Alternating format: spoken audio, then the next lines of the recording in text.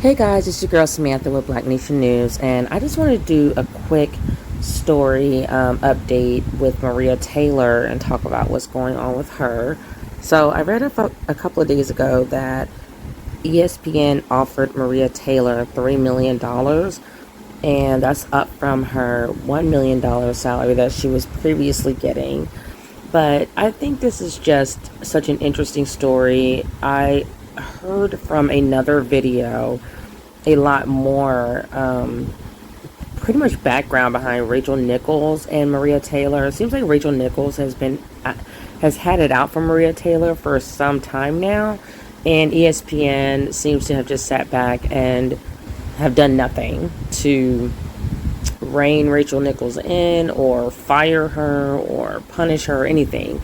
So I honestly, after hearing a lot more of the backstory, I feel like Kayla Johnson, the woman who recorded I thought someone said that they just had like a hot mic or something, and Nichols didn't realize it was still on. But so I'm getting conflicting stories with that. But I feel like Johnson wanted to send this recording over to HR or Maria because it seems like Nichols has been basically undermining Maria since she got to ESPN, because it appears to me like Rachel Nichols is just jealous and highly intimidated by Maria Taylor.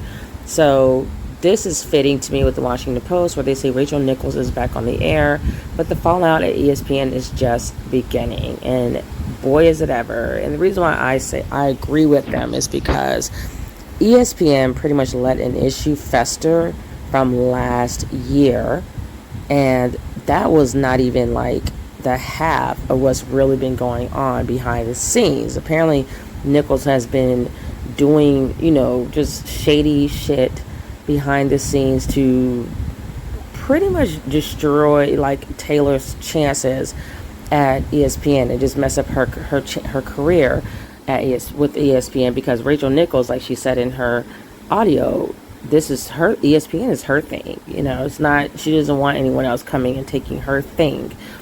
Nichols is almost 50 years old, so she needs to get over herself. But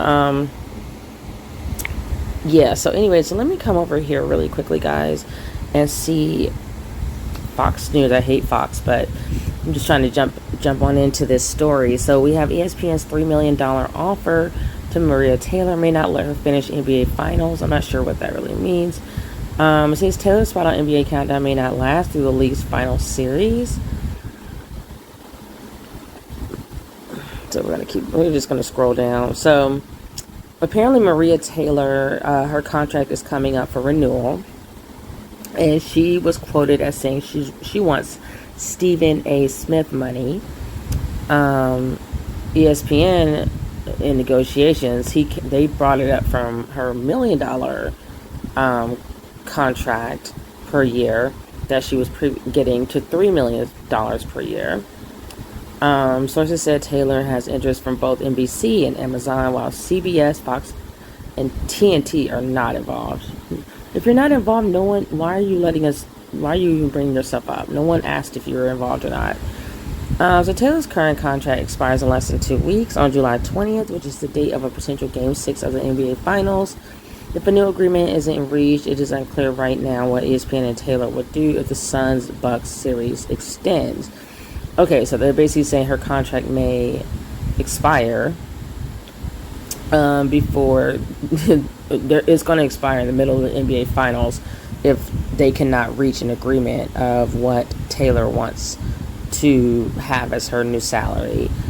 So they said besides hosting the finals and NBA Countdown, Taylor, 34, is the college football national championship sideline reporter and NCAA women's tournament host. The new deal will expand her role even further, though the specifics are unknown. So it says during the pandemic, when I'm just like, I am so sick of these racist companies. I don't know what it's going to take for black people to leave white people alone, but I digress. So it says during the pandemic, when salaries were beginning to be cut, top paid talent was asked to take 15% pay cuts, and with layoffs on the horizon, ESPN offered Taylor a deal that would have eventually escalated to nearly $5 million in the final year. Taylor turned it down. The 53-year-old Smith has a salary of nearly $8 million. Taylor has hoped to end up in that neighborhood, according to the sources. Though ESPN is now offering less, the around $3 million per year is still, they didn't put a year in there, so it's like, okay, Fox. But anyways, $3 million per year is still a significant raise and comes in the wake of ESPN pruning salaries. For example, longtime quirky SportsCenter anchor Kenny Mayne was offered a 61% cut from around $1.7 million salary, while MMA personality Ariel Helwani, who was making nearly $500,000, was asked to accept a 5% decrease. I was about to say, both Mayne and Helwani have left the company. So clouding the negotiations is the New York Times article in which Nichols' nearly year-old private comments were made public. And we already know, so Nichols was basically hating on Taylor getting the opportunity to host the NBA Finals, even though it seems like Nichols has quite a few things that she has. She has her own show, The Jump, and I think she says she has some other things, and it's like she's just a greedy white bitch. So ESPN executives failed to take any meaningful action over Nichols' comments, which may have been illegally recorded. Oh, please. And I've noticed all these racist media outlets. If I wasn't pressed for time, I would not even be reading Fox. I hate Fox News. But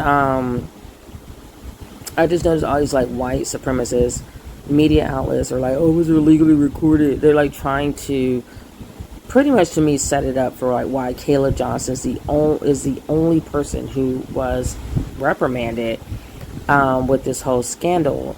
And I don't give a shit if it was illegally recorded or not. Nichols needs to be gone. She is a racist, period. So let me keep going. So this is, since the article ESPN removed Nichols from the sideline, though her afternoon show The Jump was skipped prior to the first game of the finals, it is back on the air now. She took like a one-day hiatus.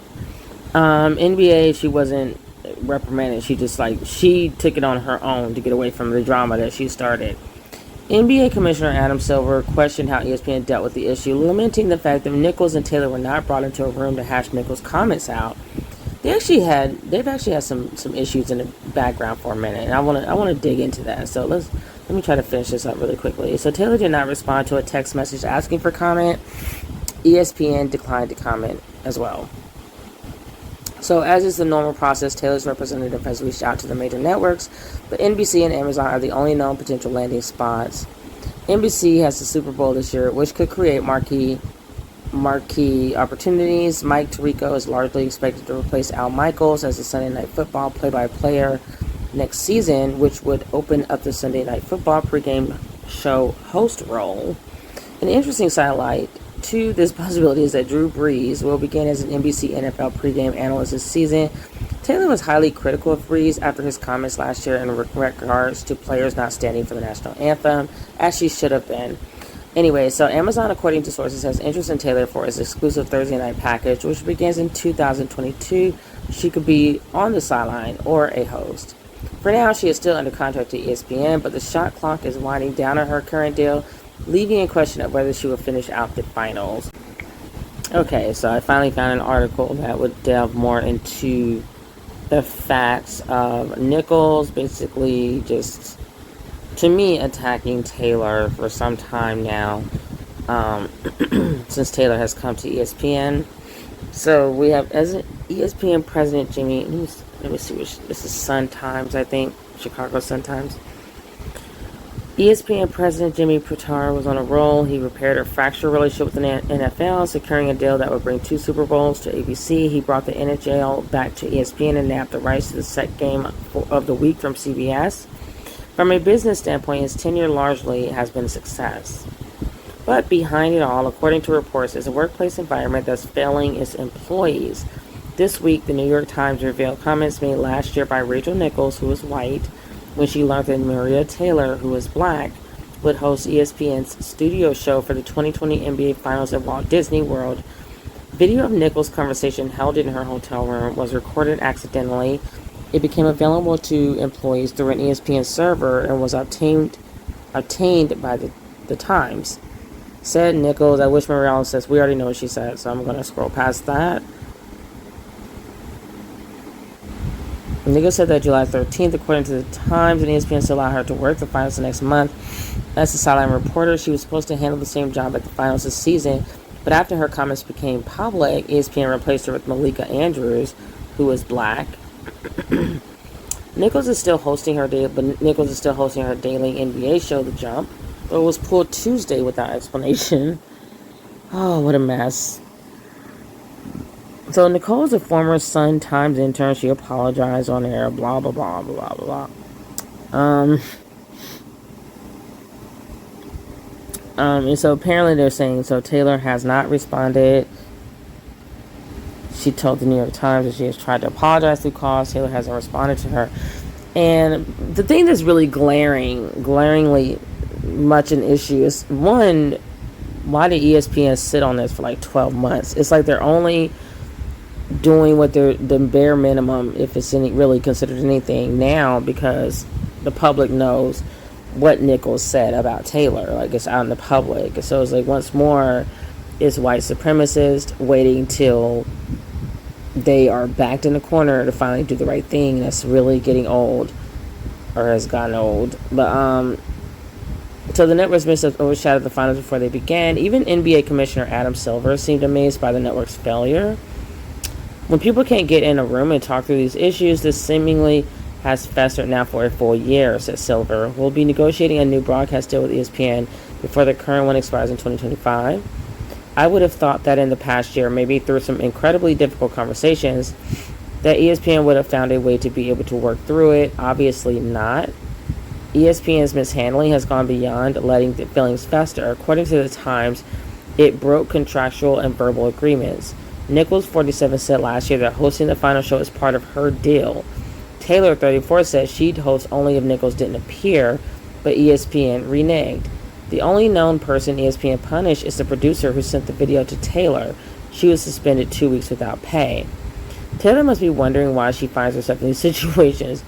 In September, former 670 The Score host Dan McNeil targeted Taylor for her fashion sense while working a Monday Night Football game. Tweeted McNeil he was being racist as well. NFL sideline reporter or host for the AVN Adult Video News annual awards presentation. The Score fired him the next day. Goodbye. So that isn't to say Nichols should be fired, but while she believed her conversation was private, she said what she said. Okay, really quickly, they asked why does Taylor find herself in these situations? Because she's a black woman. Been there, done that, got the t-shirt. When you're an attractive black woman who's intelligent on top of that, oh my goodness. It's like white people's heads just spin. So, of course she's going to find herself in these situations because white people are intimidated by her and they're trying to bring her down. So they're just going to constantly be attacking her just for... She's basically getting attacked just for existing, just for being black and daring to exist in the same spaces as them because she has the same knowledge and credentials as them, if not more. So let's keep going. So it provided the public a window into a company where egos are big, tensions are high, and race is an issue. The Times' story noted an email Taylor sent to ESPN brass, including Botaro, that says simply being a front-facing black woman at this company has taken its toll physically and mentally. Ouch. Yeah, I've been there. That's why I'm no longer on the corporate plantation. Nichols has been a staple of ESPN's coverage of the NBA since returning to the network in 2016 when she began hosting The Jump, which she created. It's a quality show, and Nichols has established relationships within the league that have led to noteworthy interviews, but this episode will haunt her. Taylor is a rising star, as evidenced by her expanding portfolio of events, but her contract expires July 20th, and the sides are far apart on salary. I think ESPN should bump up her salary because they dropped the ball on this one, and they really will look really bad if she leaves. So, yeah. And the thing I'm tired of with black folks, we just don't know loyalty if it slapped us in the face. First, you got black males speaking out and supporting Nichols and all that jazz, but then, I don't know. I just feel like why are black people still watching that ESPN when they're so clearly racist, just like the NFL and probably the NBA as well. So, though ESPN has no problem spending on broadcast rights, it has tightened its spending on broadcasters, and some big names have left. With the clock ticking on Taylor's tenure, she might be next. Nichols might not be far behind, and ESPN only has itself to blame. So let's see, Remote Patrol. Okay, former linebacker Sam Acho. Is that the guy? Is he related to the other dude? Oh my gosh, there's like two of them? No. I don't know. So what do you guys think? So what do you guys think? Just leave your comments below. I just wanted to update you guys on this Maria Taylor Nichols scandal. And I'm going to continue to follow this story because I know what it feels like to be a black woman on the corporate plantation, dealing with these Neanderthals and just the BS that comes with it. And even when you are qualified and you're good at what you do, they still will find a way, the racists will still find a way to undermine your intelligence and say, oh, you just have this position because you're black. So, as far as I know, Nichols has had it out for Taylor for some time now, and this pretty much was like, I think, just the last straw for Nichols, because she just seems to have been feeling intimidated by Taylor ever since she arrived to ESPN, and it's like I think she just lost it when the ESPN gave Taylor that, I guess, hosting the NBA finals, that was like her last straw, because now she feels like she's her thing, or whatever her thing, quote unquote thing is, she just feels like it's slipping away from her. So let's see here. It's funny because she didn't say that she got the job because she's younger. So it's just kind of strange how people go straight to race when they're racist. So it all stems back from a video last July. Okay, so now these are going to talk about it. So you guys, let me know what you think in the comments below. Until I talk to you guys again, take care of yourselves and each other. Peace, love, and light. I am gone.